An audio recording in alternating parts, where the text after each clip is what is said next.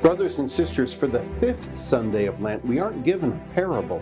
No, we're actually given an event, an encounter involving many characters. Jesus, a woman caught in adultery, and an angry, righteous mob. Let's begin with the woman. They stand her in their midst, as if she were a thing and not a person. Note, the man she was caught in adultery with is nowhere to be seen. The double standard is hard to miss, and the mob is happy to use her to test Jesus. Will he follow the law and allow her to be stoned? Or does he reject God's law and prove himself unfaithful?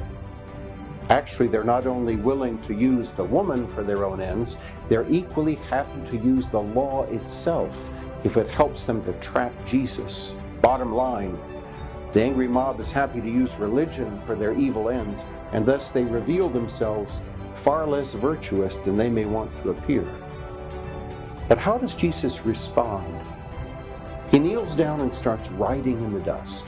Well, while it's not in the scriptures, some branches of our tradition believe that what Jesus was actually writing in the dust was a list of the sins of those who wanted to kill this woman. What is in the scriptures is his response to the mob. Those who have no sins may cast a stone.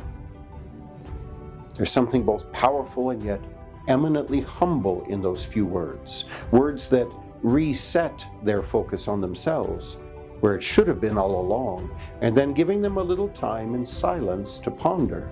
The point is, Jesus was no more concerned about the sin of the woman than he was with the sins of rage, condemnation, and self-righteousness of the crowd. His final words to her include forgiveness, but he offers mercy along with an admonition for her to sin no more. Jesus never approves of sin, but he is generous in mercy to the sinner.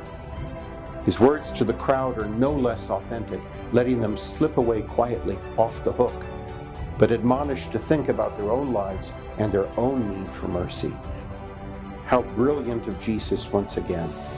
For in this encounter, he reminds us for all eternity that God always calls us to ponder our own sins first, along with the forgiveness we hope to receive. It's only then that we find the grace to stop judging others and, in imitation of Christ himself, find ourselves more prone to mercy than condemnation.